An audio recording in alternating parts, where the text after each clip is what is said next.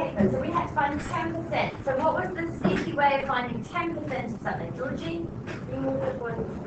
Move what one place? The decimal. Good, so you're dividing it by 10. So from 64 it becomes 6.4. Okay? Now 20%. And how do we do things when we don't have a calculator? What's the best first step to take, Jay? So you have to move it 10, so you have to do 3.2. So we're finding 10% first because we don't have a calculator, so that's 3.2. And then you times 3.2 by 2, so then it'd be 20%. Good, so that would And be then it would be 6.4. 6.4. Oh, it has to be the same answer, that's a bit dull, isn't it? How come you only It wasn't out. It was only out. So it was changed. Okay? Yeah, So I think I went through and crossed it was out, wrote through. If you have 6.4 0, would you like? Yes. Okay? Any questions about that? No. Alright, okay, so to convert the following decimals to percentages. So we've got a decimal and it needs to be a percentage. To change a decimal percentage, what's the method that we have to do? Sarah? You set the decimal.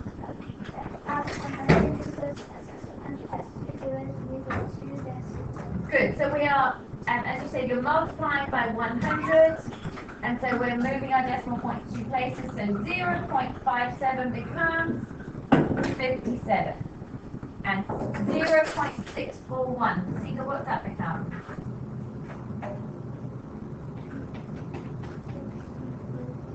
Good girl, 64.1. Okay, so there's those two answers. Convert the following percentages to decimals. Well, hopefully if you were able to do a decimal to a percentage, you can go the other way, because if we're changing a decimal to percentage, we multiply by 100. Jade, Maya, what does that mean that we do to change a percentage to a decimal? And so what are we actually doing? We're not multiplying by 100, we are dividing by 100. So we're moving our decimal point 2 places the other way. So, Abby, what is 74%? 0.74. Lovely, and 8%. A bit tricky for some people. Kaya, can you do an 8% for me, please? I know. 0.08. Good girl. 0.08. Awesome.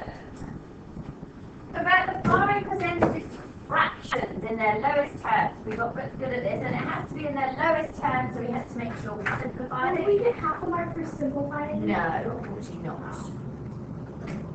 So 64%. So our first step, Madison. You can divide it. Well, we haven't got a fraction yet. Show me the first fraction we would have.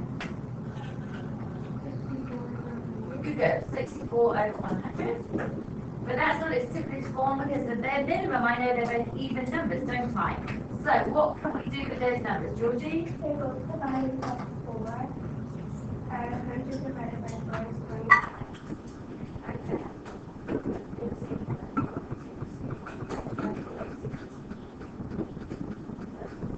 Beautiful work. I love your work. Love your work. I divided it by 2. Yeah, it just took a if you divided by 2, it would have become 32 over 50, and then you do that again, it becomes 16 over 25. I didn't find anything that went into 32. Oh, Nana, we know they're both even, don't we? I didn't have Oh, you lost. I got 12 over 25. I didn't get any of that right. Really? I got all of it. I got 12 on the method, and I accidentally did 100 minus 6. I didn't know. Alright, so remember, percentages are always out of 100. So, Maya, what's this one going to be? 19%. 19 over 100. I got that one right. Now, is there anything that goes into 19 over 100? No. No. Oh, what's special about the number 19? It's hard. Well, it's hard. It's still hard. It's prime as well. So, Alright, now, can I just say how proud I was of so many of your rounding? Okay? I think we've got that sorted. A couple of people made a few silly mistakes. Okay? But it was generally well done. So 2 significant figures. We count 1, 2, starting from the start of the number. We circle the next one. We have 43 because that's only a 1. Well, why don't you put a 1? We can only have 2 significant figures. Remember that's the rule. So however many significant figures, that's how many digits you must have. Oh. No more, no less. What do we definitely not put in? Zeros. Okay? Where the only time we're going to put zeros in is if they are acting as what? What do we call them? Placeholder. Say that without moving your lips. When they are placeholders, as you said. Okay? And remember, a placeholder changes the value of the numbers. It doesn't. And if your 0 doesn't change the value of the number, it shouldn't be there. What I thought. Well, then you need to know when it does and when it doesn't. Okay? So this one, 3 significant figures. 1, 2, 3. Underline, circle the 7. What effect does the 7 have? It brings me up to 9. So this comes to 259. If I offered you this much money, would you be happy if I gave you $259? No. What do we need? Placeholders, and we need 3 placeholders.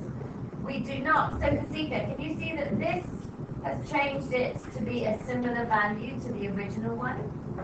Okay. If I do this, does that change the value of it?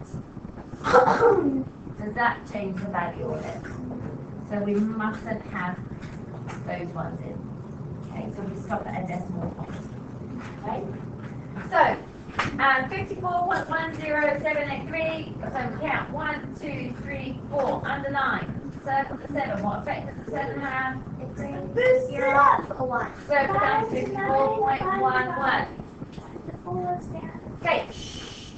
2 decimal places. This time they're decimal places, so when it starts counting and check. After the decimal point. After So the it'd be point. 8. So 1, 2. We look at the 2.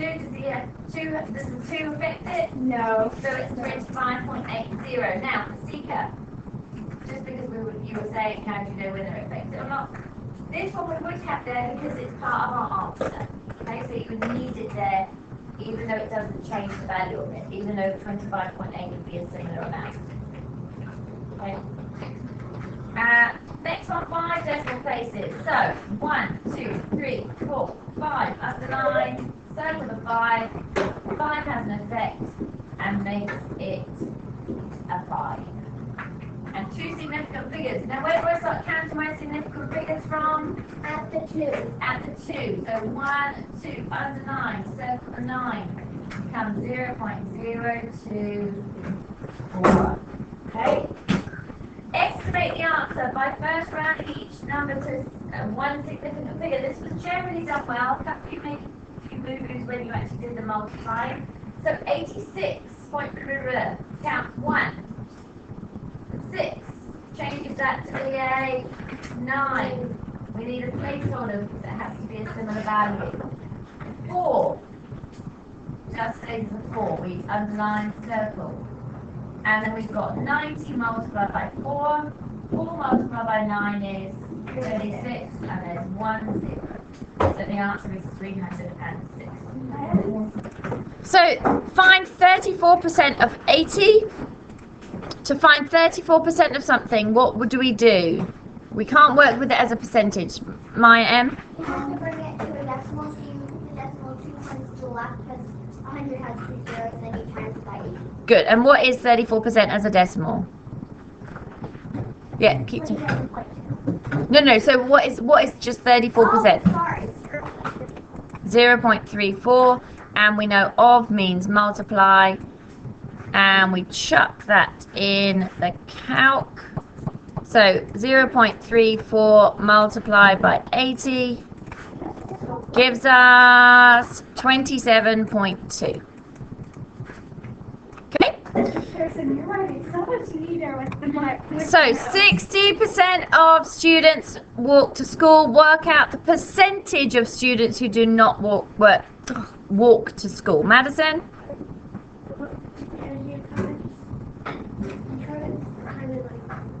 Did you 60 and then you add on 4, which makes 100? And then you want to see if you can. You don't understand. So what do we know they have to add up to in total? 100. So if we know 60 of them 60% walk to school, and we know they add up to 100, how are you going to find them? What's missing? Pardon? Just 4? 40. So another way of saying that would be 100 subtract 60, wouldn't it? Yeah? Either way, you get 40%. All right, this one should have a percentage sign. Now, don't be careful when you're writing percentage signs and when you're not, all right? Now, a circus performer earns $256 per concert. She is given 7% pay rise. What does that mean? What's happening to the amount of money she gets? Is it going up, down, staying the same? What's going on? Sarah? It's going up. It's going up, and it's going up by 7%. So what this kind of question is a percentage increase question. Okay? So percentage increase question. So if we're increasing by 7%, what does that mean we're going to do? Sarah? I did 7 out of 100, then I times it by 256, and that gave me 17.92, and then I did 256, take away 17.92, and that gave me 200, wait, no, plus it, I did 256 plus 17.92, and that gave me 273.92. Okay, now that's not the method that I taught you though, is it? No. What was the method that I taught everyone how to get that, Madison? Okay, so you can do 100 plus 7. Yep. Gives you 8 plus 7. And then you 1.07 times by 256, which gives you 273.92. Awesome. This is the method that I would prefer that we use if possible, ladies. Okay? So remember the 100 plus 7 because it's a 7% pay rise. So that's 1.07 multiplied by 256. All right, a pair of earrings normally costs $47. It's been reduced by 25%. What does reduced mean? Jade? Like, the price has gone down. The price has gone down. So what kind of question is this one? Maya? A percentage decrease. Good. So again, a similar method to the one we just used. It was 100 plus 7. What are we going to do now when we've got a percentage decrease? Fasika? Percentage decrease. What do we start with? What percentage do we always start with? 100. And if it's being reduced or it's a decrease, what are we going to do? Good. We're going to subtract 25. So we can do that on our calculators if we need to. So 100 subtract 25 is 75. Okay. So we're finding 75% of 47. So how do we find 75%, Abby? 0.75 times 47. Lovely. And that gives you your answer. So 0.75 multiplied by 47 gives us 35.25. Okay, so that's how much the earrings cost.